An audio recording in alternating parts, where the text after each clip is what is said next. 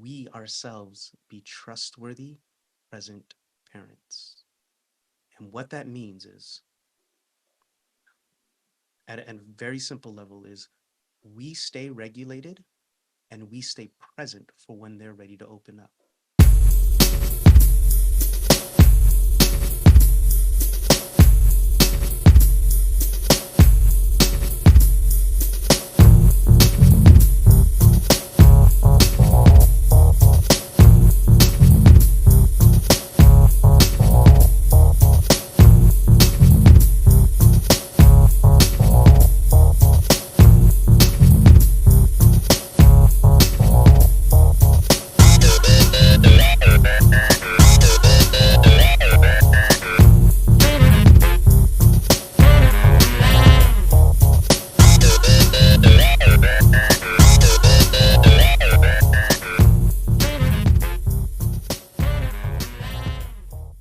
Welcome to Supernormalize, the podcast where we challenge the conventional, break boundaries, and normalize the seemingly supernatural.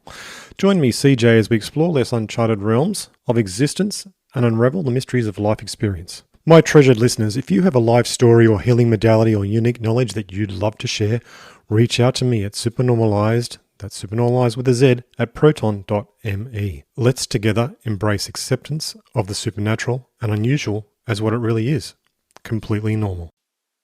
Welcome to Supernormalized. Today we are talking to Marcus Aurelius Higgs, which is an extremely powerful name. Marcus hails from the Bahamas. He's been a teacher and a life coach, and he works directly with parents and their preteen children to help break down what we discovered in the conversation. We decided to call the ice wall, which can happen. I'm going through that with my daughter right now, and if she's listening, that would be amazing, but I'm almost certain that she's not listening. Yeah, it's a really great conversation. He's got a lot of understanding and depth that I think actually translates greatly to even all relationships. I've really enjoyed this conversation, and I'm sure you will, so please enjoy the show. Welcome to Supernormalize, Marcus Aurelius Higgs. Marcus, you like the idea that I had presented on my profile on a matching service for guests, and you said that we're embracing 40 times. What does that mean to you? And welcome to the show. Oh, wow, way to lead straight into it. Yeah. Yeah. It means that times are changing. However, while I'm saying times are changing, um, change is the only constant, actually, right? Absolutely. However, we're coming into an I think we're constantly coming into a new age of awareness. I think that our best days are ahead of us and we're spiraling up into it.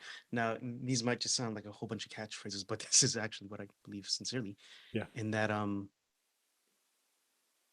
with the advent of AI, with its speeding up awareness, it's not adding new information, rather it's always been there. Mm. But because it's happening so quickly, we're starting to realize what we are. Um, and in realizing who we are and what we are, we have so far to go. We are the universe experiencing itself, and in the expansion of it, are we being pulled by the edges or being pushed out from the middle? And the answer is yes. Yes to And both. yeah, the answer is yes. That's what it means to me. Okay. How Yeah. did you adopt that concept of 40 times in your role as a life coach? I mean, what aspects of this concept resonate with your approach to supporting individuals doing transformative periods in their lives? Just so that we have the same working term, might I ask what it means to you? 14 times? Okay, so Mm. time of an embracing of reality as magic. Yes. Just to make sure we have the same working definition. Sure. Uh, if we look at the technology that we have now, 100 years ago, it would have been thought of as magic, right? Yeah. And this comes from um, Thor, actually, Marvel movie, but in saying that, yeah, the technology of the current age could look like magic, and I think there is an aspect that we're going to tap into as we tap into our humanity of a of something that does look otherworldly, a connection between us that we've yet to actually measure, which is why it's not science yet, but it is magic, you know. Mm, hmm. Now, how does it tap into what I do? I am a communication coach for parents of preteens. Yep. And I think what we're looking at bit by bit, as so below, so above, is just the revelation of what consciousness is. And we just do it at different levels. And I could explain that. I know we have 30 minutes or more, but I'll give you this one little bit. Our true nature is revealed through resistance, right? Okay. And and I mean that at a quantum level, and I mean that at a narrative level. I mean that at every time I see this pattern again and again and again, that our true essence, that's where we get the etymology, the word essence, meaning is or being, is revealed as it goes through resistance. You want to pull that thread? Yeah, go on. Or Let's go deeper. all That right. sounds cool. Let Yeah. So my name is Higgs. My last name is Higgs and Higgs boson. If you're familiar with the uh, boson theory, the field, very, very concise, or put it in a short term, everything's moving at the speed of light. But when it goes to the Higgs field, it goes through resistance, and um, it takes on certain properties. Light takes on certain properties, which is how mass is created. Mass is expressed as it goes through the Higgs field. That mass arrangement creates the quarks, which creates the atoms, which creates matter and how we see it and how we experience it. That's what I meant at a quantum level, right? It has to go through some resistance for its true nature to be seen. Um, I believe the hero's journey, because when I also wrote to you about Rupert Steiner, is that we come to a threshold where we're challenged in life, and life asks us, "Who are you?" And the way it asks us, "Who are you?" is by testing our identity, and we have to answer. Um, the Higgs journey, the hero's journey goes again and again and again, and it goes through these three thresholds. The first one is oftentimes in a lifetime, it says, I'm not a child. And that's when you come into collective identity and you start identifying with some people. But life asks you, says, who are you? And you say, I am not these people. And we don't define ourselves by what we're not, but we define ourselves by what we are. And life says, I didn't ask you that. I asked, who are you? And then you finally say, I am. And then you reveal your true identity. So it's always at a moment of resistance where we have to decide, we have to figure out, who are you? And that's how we show our true selves. Um, that's that's what I see at a small level, and that's what development is for me. Mm, mm, wonderful. I said a lot. No, no, it Anything all makes sticking sense. out It so all makes far? sense. I got a question you there. What is consciousness to you then? Awareness. I do believe. Wow. Um, in as much as I understand it, I practice non-dualism, and that is to say,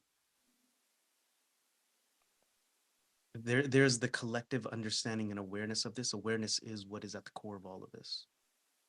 And when I say awareness, there's a seemingly separation between me and you, which is like our localized awareness, but then it all goes back to a larger awareness, which says it's the fullness of all this. Mm, Um, I believe that it's a field of possibilities that we're constantly growing into.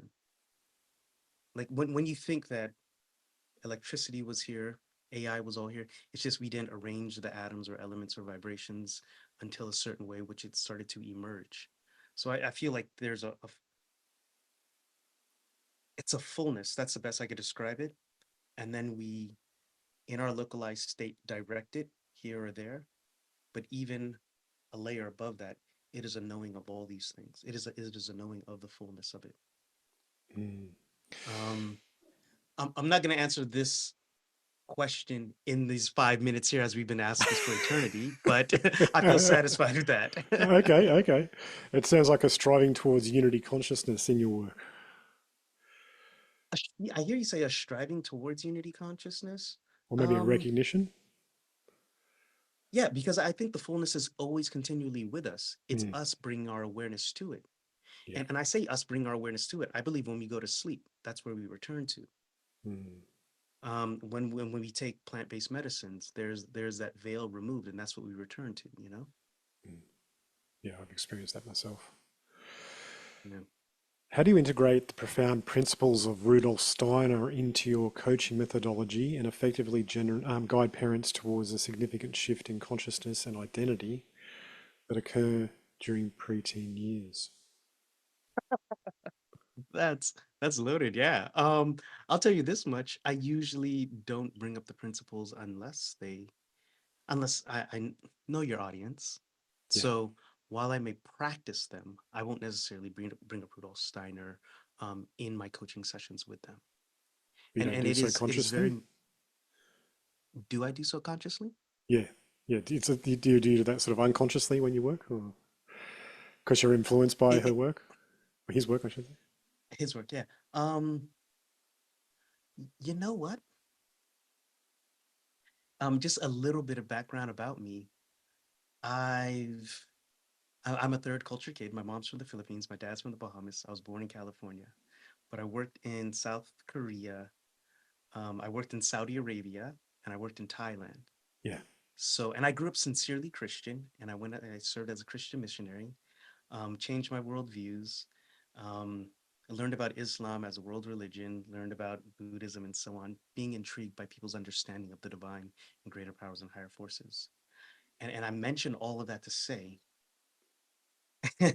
I'm an eclectic mix of a lot of ideas, and all of that influences what I bring to the table Right. when I'm Sure. doing my and I think actually that is my strong point in that I've had I served as an English teacher in all those settings. Yeah. And in serving as an English teacher, I sat and I listened to people in their understanding of the world. And I'm able to meet people where they are in their reality. And Rupert Steiner, a lot of his work is speaking of other worlds, the occult, and things on the other side of the veil, if you will.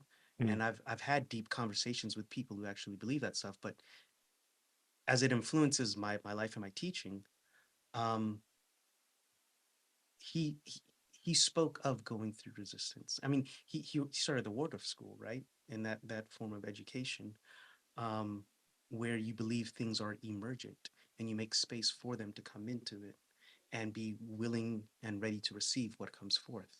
Mm. So it does influence it, if not directly. It, there's always a little bit in there. Yeah, Okay. Of course. Yeah. Yeah. Yeah. yeah. So I'll go through some other questions here. So how, It's basically all you good. work with parents and preteens to actually help reconnect them so they actually have a better experience of each other in their lives. Is that correct? I help with the communication so that they can understand what's happening at this stage Mm. and and make sense of it. And I work specifically with the parent. Um, I used to be a high school English language arts teacher and middle school, but I decided to come out of the classroom and amplify my services. Yeah. Mm. Mm. How can parents maintain open communication with their teenagers during the phase when they tend to pull back and desire more independence? Mm, all right. Yeah. Before we get to the solution, I think it's worth understanding there's no meaning without context. So understanding the problem of how we get there, of how communication breaks down, Yeah. maybe um, and I call it ice. So this is the first identity breaking of the teenager. Right? In human development, this is our first identity breaking. we come into the world as a kid, we're nurtured by our mother. Maternal energy pulls you close, says, I love you, you're secure, I'll take care of you. Paternal energy pushes you away and it says, I love you, you're secure, and I'm supporting you from afar. And that tension creates a holistic person. Um, but that's not the final stage. The final stage is interdependence. I will take care of me to be in service to you if you take care of you to be in service of me. But at a teenage year, or the adolescence, they're coming into this understanding of who am I? What's this new role? What's going on? And they experience three things. They experience ice. First is their identity breaking, right? And the reason these years are so stressful is because when your reality doesn't match your expectations, that's one definition of crazy. You're like, wait, I thought my parents loved me. Why are they pushing me away? It's like, no, because you're supposed to be independent. You're supposed to be in, suppose is a strong word. It's a natural order of things for you to seek independence at this age, right? And some parents can't manage that, and they're like, why is my teen pulling away? They take it personal. They think that it's permanent, and they think that it's in all things, but it's like, no, no, no, don't take it personal. Right? So the teen is breaking away. The C is collaborative mistrust. Teens don't know who to trust at that age. Um, they're opened up to new understandings of the world after their parents have been the gospel, black and white. And it's just like, wait, you're not telling me everything that's true. And they don't know what nuance is. Nuance comes a little bit later at 18 or 21 or so on. But right now, skepticism is creeping in. And they're just like, no, no, this is a lie. And they seek other forms of truth. So ideally, you're in a community where there are other trustworthy, present adults. Oftentimes, they turn to peers, or they could turn to other teachers, mentors, or family members. And the third thing is emotional management. They don't, this is the first time to the rodeo, right? Or this is their first time experiencing big emotions, let's say. And what I mean by big emotions, it's emotions have several different functions. They tell us about our well-being. They also help us set in motion towards our goals and our desires. They don't have any goals, desires, and they don't feel well because they feel like the world is against them or lying to them, and they're trying to figure it out. That's where the communication breaks down. How do we build back the communication? I have a whole framework for that, but before going deep into that, the high level is we ourselves be trustworthy, present parents. And what that means is, at a very simple level, is we stay regulated and we stay present for when they're ready to open up. Trust is built over time. And what you're doing at this stage is you're maintaining trust because on the back end of this, there's a different dynamic of the relationship. There's an understanding of, oh, I know I can trust this character to be that person, and that person is working for my well being. The three characteristics of trust are one, you think it's telling the truth. All growth starts from a place of truth. It's just that teenagers, they they're still trying to suss out what is the truth. The second thing is trust. It makes sense. Like you can logically follow its thinking. And the third thing is it's working for your well-being. You know that it actually cares for you. If you look back at that, that's ethos, pathos, and logos. But that's how you trust things. Like, and the thing is, you trust things because of the characteristics of what they are over time. Like the sun, the sun is coming up and it's regulated. And when something is regulated, you're like, it's gonna do what it's gotta do. And I either get in line or I figure out what I gotta do. I gotta regulate myself. And then we throw on the whole tactics, strategies, and so on. But that's the high level, like how you build communication. Mm. Yeah. Very cool. Very cool. So, why do teenagers tend to pull back and desire more independence? I mean, it's a part of life growth and giving themselves a greater sense of self identity. But why does that seem to happen nowadays so strongly? I would say it's always happened, Yeah. and you are actually. I feel in looking at the data and looking at the research and so on, it's happening more strongly because. Okay, first I'll answer the first question and then I'll answer the second one. But the first one is, why do they do it? It's a natural order of things. We don't like to be oppressed or controlled. And when you think that a parent is constantly telling a person, hey, this is what reality is, this is what it is, a person's going to, a developing person is going to say, no, let me explore this for myself. And I have to come into an understanding myself. And then that's where the tension is created. And nothing's wrong with the tension now, but it's how do we manage that tension? Mm. So it's always happened. This is what human development is. Yeah. Now, to your point of why is it happening so intensely? On the count of three, let's all blame social media. but Yeah. but the speeding up, and this is what I said, the speeding up of knowledge of information Mm. um, brings kids into an understanding quicker than it used to. The other day, I was speaking with my 10-year-old nephew, and he's telling me about the conflict in Gaza, and he was telling me about the nuances of it. And I'm like, where'd you get this? And he's just like, yeah, on TikTok and Instagram. I'm like, dude, like, go out and play or something. But yeah, that's Yeah.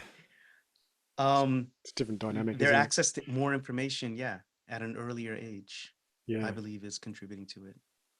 Yeah. I recall when I was going through that sort of disconnecting from my parents as a teenager, and we didn't even have internet, so so it was hard to really get connected, and but into a different sort of wavelength of life. But I still got there.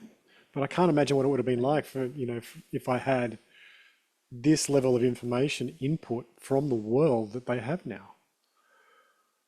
Well, you know what?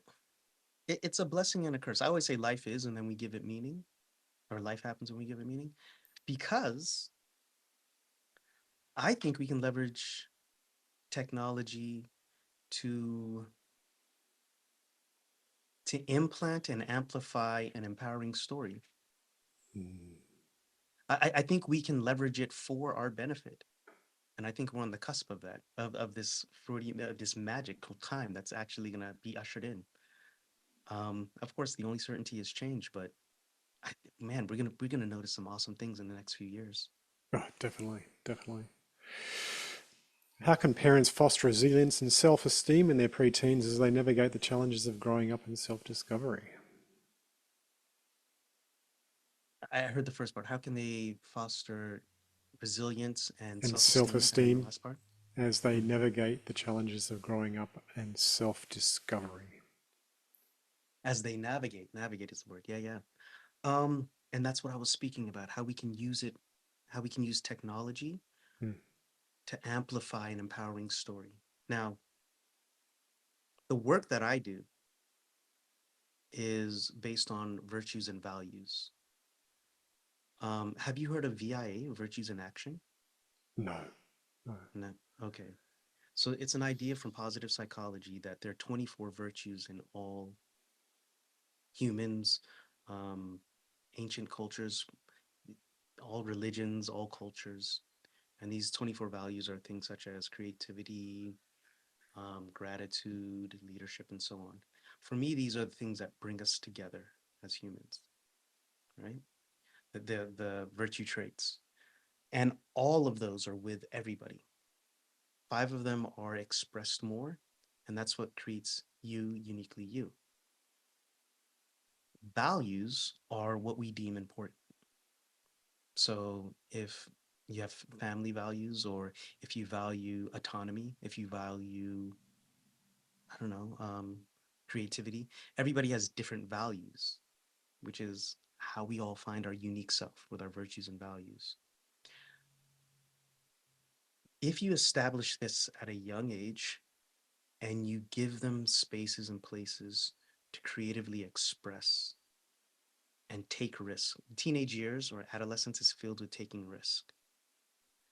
How do you have them take healthy risk and you have those conversations with them? That's how you start to foster fortitude and strength.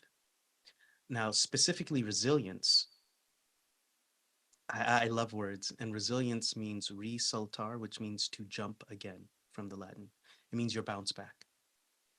The way you let a person understand their bounce back is by, first of all, showing them how to bounce back and showing them how they've come back stronger.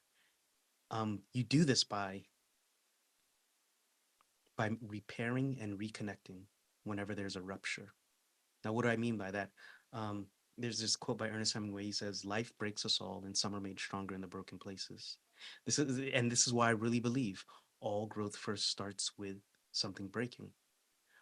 You let them know it is a feature, not a bug of humanity, that we will be broken.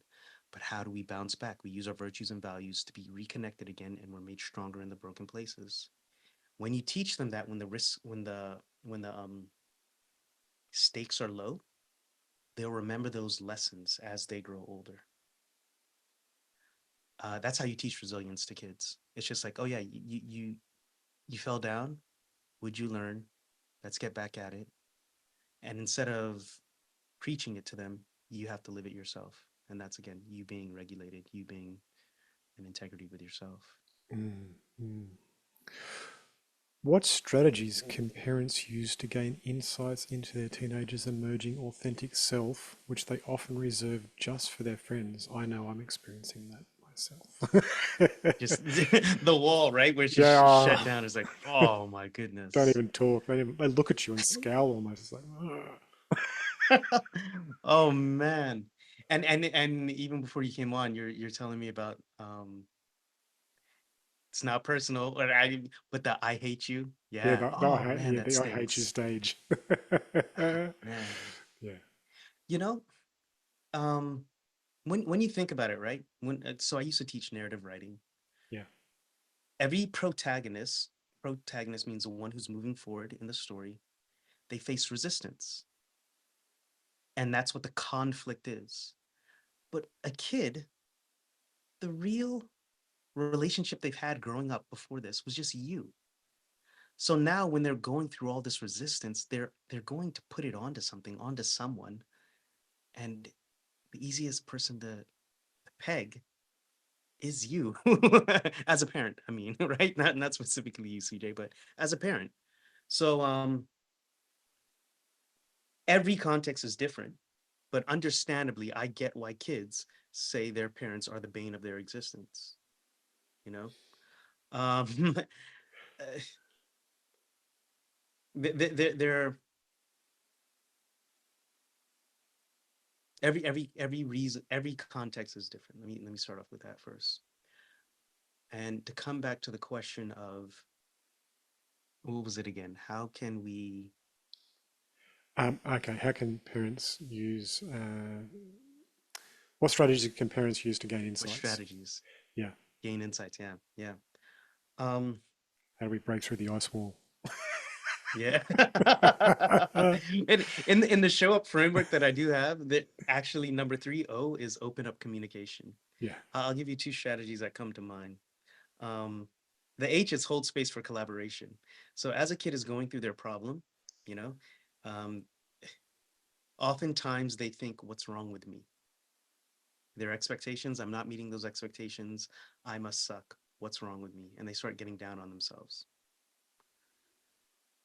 Be mindful of the voice with which you speak to teens, for in time that becomes a voice with which they speak to themselves. Yeah. That's even before this, but then when they're actually caught up in it. And you know what? Let me not shame, blame. That no shaming or blame, complaining towards parents. Society does this. In general, we have automatic negative thoughts. But as we are the closest influence to our kids, yeah, let's be mindful of the voice with which we use to speak to our kids. But that creates a power struggle here. In collaborative problem solving, we invite the kid into a conversation.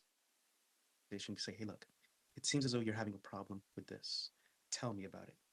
And this is active listening. You're starting off with active listening. And you know what? They may not tell you all the truth, but you're inviting them into conversation with no judgment. That's the first step. Second step, you let them know why it's concerning to you. And again, we're speaking towards well being, either individual well being or collective well being. Like, this is why it's important for me. And that's a value thing, right? Mm. And then you invite them into brainstorming solutions that we both will agree upon. And it's not that we're going to find 100% solution here, but rather it's an experiment. Hey, let's try something that meets your needs and it meets my needs. And it lets them understand, hey, you're not the problem. The problem's over here. However, I'm here to co-create with you to find the solution. Mm. That's one way you can open up communication. There are a couple other. Uh, want one more? Go for it. Go for it. All right. So it's the idea of sharing your virtues and values without being preachy. And really, what it is storytelling. We come into all our beliefs by stories, and then we take action from those beliefs. So what you do is you all your beliefs actually were formed in a moment, in an epiphany moment. Although something may have been building up, but in that moment you changed it and then you express something differently. Share with them that understanding in a story. Oftentimes, most relevant are the stories when you were their age, right? There's no persuasion without identification. So as much as your child can see how you were like them at the same age, going something similar, share a story from there. And now it's your story. It's not you preaching to them, you should do. No, it's your story that you own. And then you say, you know what? And this is what I learned from it. This is what I took away from it. It's you owning your values. And then you invite them into the conversation. What do you get from that? And then be open to whatever they say, because they might share something that you don't even know, or they might make it their own. They remix it their own. Again, you're opening the conversation to them to let them know, hey, I'll listen to you and I'll see what you take away from this. Mm. Even when I've worked with adult people in regards to breaking the ice, I've actually had that sort of technique used myself. I talk like that, and I find that's a good way to open people up. So I can see how that works. Mm-hmm. Mm, mm. Uh, if to You, just a really quick touch, if to really remember it, it's ABC. yeah, Um, this is one third one, one third. I'm a communication coach, right? yeah, It's accept somebody's contribution to the conversation. Doesn't mean you agree with it, but you accept it as a reality, right?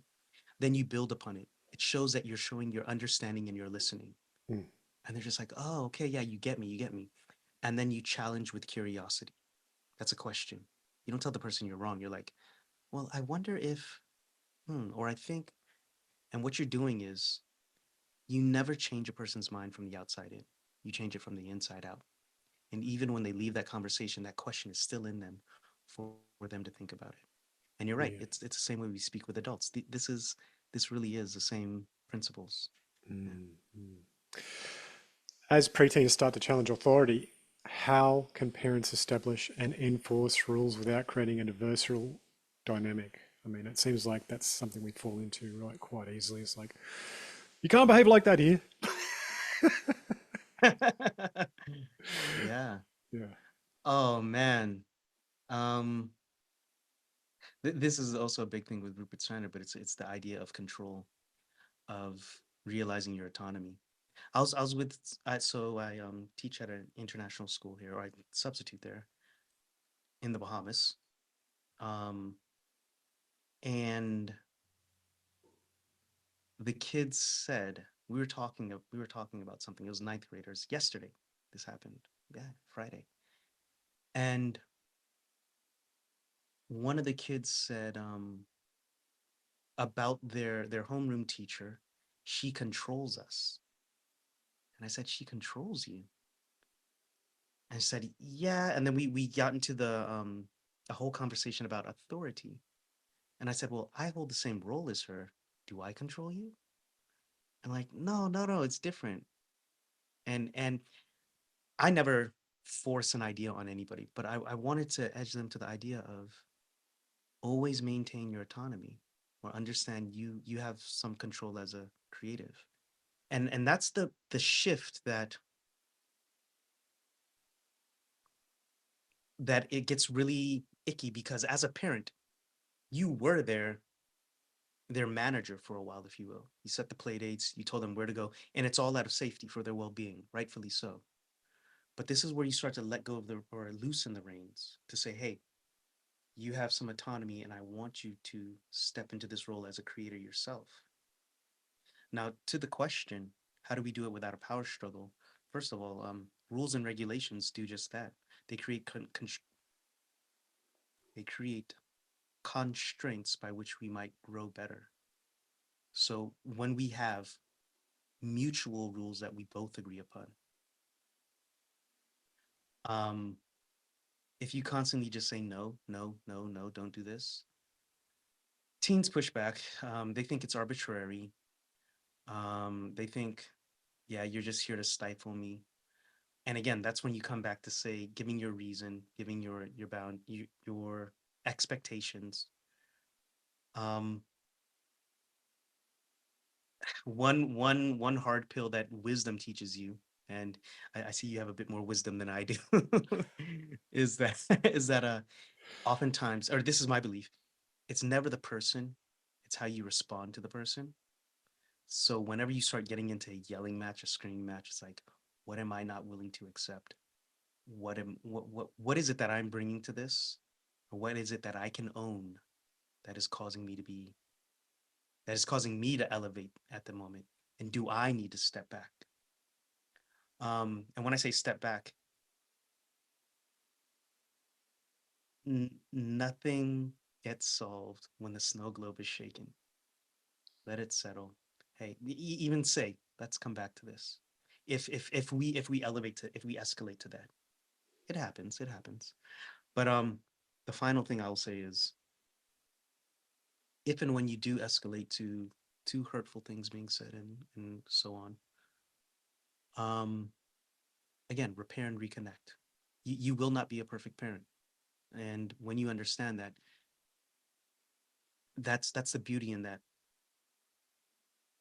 I think that's the beauty of humanity. We are stress progressive, and that if we respond with repairing and reconnection of, this is what I did wrong, this is not the character I want to be, and this is what I choose to do going forward, it shows the person you care, and it helps us to, okay, let's get back onto common ground, and yeah, let's create some rules and regulations going forward that you can both agree upon. Mhm. Okay. So when preteens are going through a lot of stuff, I mean, it's it's intense for for both sides. So it's like the preteen and the adult. And I was going to ask you, how could you actually build a bridge to trust again? What's a simple way to build that trust? I mean, you've got the ice wall. You feel like everything you do is wrong always. Oh man. Um well, after the ice wall, I love that. You know what? I'm gonna start calling it an ice wall. Yeah. But it was I just said ice. I just said ice, but an ice wall. Yeah, Um you show up, and that's actually what I do. yeah, When I say I do, I mean, but that's what I teach is show up. Um Remember, trust is built over time. And that's why I work with preteens of trying to actually cross this bridge and build those connections before it gets out of hand. right. Yeah. Mm, But it gets out of hand. And if we're there, how do we build it back? yeah, Uh, there's this wonderful book by a woman named Ellen Galansky. It's called The Breakthrough Years, speaking about adolescence. And adolescence doesn't have to be this burdensome time. mm, Um, and what the book does is it interviews preteens and teenagers and families, and it brings teens into the conversation of, hey, what do you want the adults to know?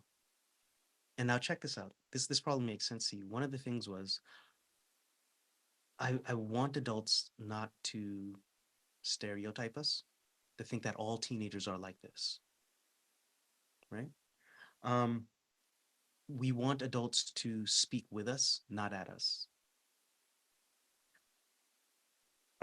Another one was, we want, there were six of them.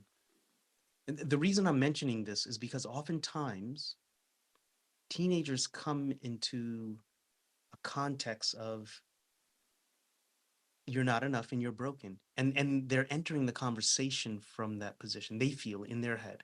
They think adults think this about us. Oh, one was we call them immature. Now, CJ, I want you to think about this, right? Do we ever call a child an immature teenager? It's like, no, they're a child. Do you call a baby an immature toddler? No, it's a baby. A baby is a baby, a toddler is a toddler, Yeah. an adolescent is an adolescent, and there's expectations at that level. They're not an immature adult. Mm. So I think what I'm saying is people move towards your expectations. So when we enter into the conversation of, you know, I expect this from you, you'll fall short of it sometimes, or you may actually exceed them, but these are my expectations for you, and I'm supporting you in this.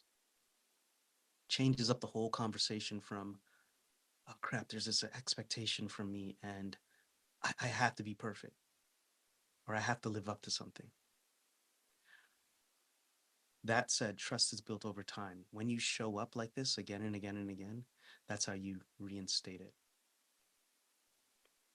Um, I feel I said a lot. Any questions or No, threads to no, pull that you, that Doc? makes that makes a lot of sense to me, and yeah, I'm just trying to think of ways I can bridge my way back to my own daughter. She lives with a mother far from me, Mm-hmm. and we actually had a relationship that was good, where we'd catch up every 1 month or 2 months, and we'd spend weekends. And then she decided one day, no,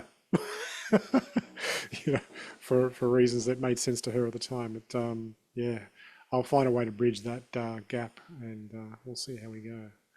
Mm. Yeah. How can parents differentiate between typical preteen moodiness and potential underlying mental health concerns such as anxiety or depression? Um, well, first of all, before I go into any of this, Yeah, sure. consult a professional. Yeah, Mm. I'll say that. Now, to answer your question at a very high level, would be notice the social interactions. If they're pulling away from you at home or like in only one setting, that's that's probably um, I don't want to say okay, that's understandable. But if at school they're self-isolating, at other social events they're isolating, they're always in their room, and they don't have any other friends socially, that's a call for concern. Because it might be at home, they're spending all their time in their room, locked back there. I don't want to talk to you. But when they go to school, it's all regular. They're interacting with their friends, they're interacting in the class. And it just means, I would also say don't take it personal. They may be projecting it, thinking you are the person who it is. Easier said than done, right? When you're on the receiving end of it. Mm. Believe me, I understand that. Um, man, this is something I tell the people I work with actually is also you always have to understand, and this is why I say I work with the parents. Mm. Um, your child may go waywardly by the other stories that enter into their lives from other places. And I think of Marcus Aurelius and his son Commodus. I think there are other underlying reasons why his son acted the way he did. And for those who don't know, Commodus was an a-hole, um, right? And his father was a father of virtues and values. But if your child decides to go waywardly, all you're really expected to do is show up as best as you can, making an honest effort that you know you did your part. Mm. Makes complete The sense. reason we don't meet expectations oftentimes is it's not anything's wrong with us, but it's two things. We don't have the skills or we don't feel supported. If you have skills and you have support over a long enough timeline, you'll meet expectations. And I'm saying that to parents. I'm also saying that for our expectations of kids. They're not meeting expectations, behavioral expectations, because they're not supported in it, or they don't have the communication skills yet. And I see that in class. Um, that said, and I'll end with this, And as a wise person, you know this. Some skills we acquire later on. A lot of what informs my work is the miscommunication my father and I had growing up. But I'm here with him as an aging parent, and I show up for him because of knowledge that I gained as an adult to understand. Okay, yeah, no, I get it. I get it. So yeah, wow. Perfect. So, Marcus, how Yes, can people yes. find you and your work? Oh man, I'm writing a book now. It's called The Show Up Framework: How to Nurture Your Preteens Potential, and that'll be released in about a month or so. They can find me now at marcushiggs.com. Right, it's a landing page. Um, on LinkedIn, they can connect with me if they want to reach out to me. That's the easiest place. But if you go to marcushiggs.com, it'll tell you about my work and if you want to connect with me. I have a workshop coming up. However, I want to refine it in its beta stage before actually you'll find me. I'll post it there when it's more refined. So Excellent, excellent. marcushiggs.com. Yeah. Yeah. Thanks, Marcus. I'll put that link down the bottom of the show. Thank you so much for sharing your wisdom and knowledge and understanding of the parent and child relationship. Hey, I thank you for your gracious hosting and your calm. Yeah, you're nice. Your nice voice. Thank you, CJ. Thank you. Thank you very much. All right, I'll just say goodbye to listeners. Well, that was an interesting conversation, and Marcus has such a great, warm character that brings through his understanding of the relationships between parents and preteens, which is, as he sees it, is one of the most delicate times when it comes to um, a, a sort of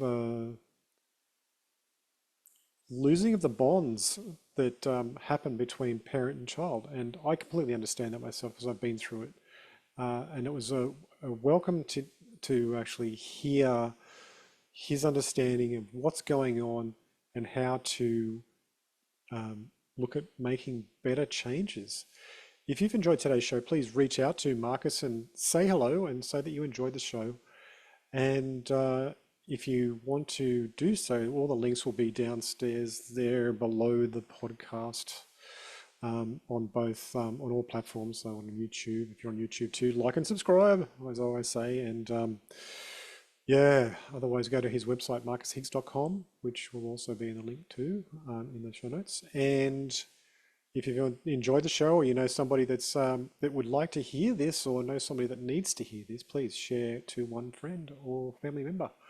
That would be very appreciated. If you enjoyed today's show, please like it on your podcast app. If you're on a podcast app, give me 5 stars and write something nice that helps other people to find these conversations. So thank you very much for listening. And until next time, it's bye for now.